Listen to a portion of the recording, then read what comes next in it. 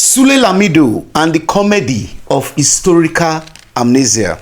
They say those who live in glass houses shouldn't throw stones. But what do we do when a man living in a broken down EFCC patrolled mansion starts hauling bricks of lies at democracy's finest? Welcome to Truth Unveiled, where nonsense meets resistance and falsehoods are properly barbecued. Let's talk about Sule Lamido, the man who wants to lecture Nigerians on democracy. Yes, that same Sule Lamido, the one whose sons were allegedly laundering money straight from their playpens. If EFCC files were fairy tales, Lamido's family would be the Alibaba and the 40 accounts edition. From diapers to Dubai, their hustle was generational. But that's not what is on today's menu. This week, Lamido popped up on live TV, and in a baffling attempt to rewrite history, he claimed that President Bola Ahmed Tinubu supported the annulment of June 12. Let that sink in. Tinubu, the man whose house was bombed by Abacha's goons, the man who went into exile for almost 5 years, funding pro-democracy struggles from the shadows.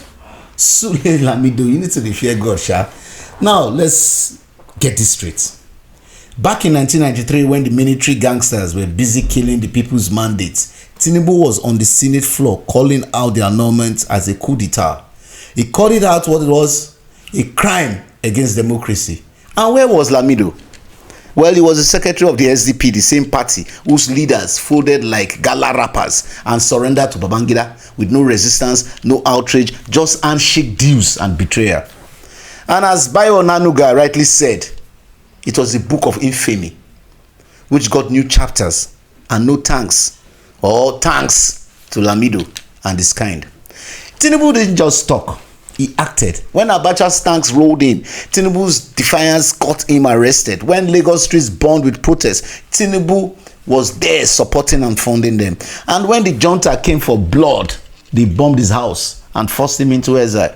Meanwhile, Lamido, he and his clique were chilling in Nigeria, making sweet deals under military rule, while Tinubu was risking his life abroad to fight for the people's will.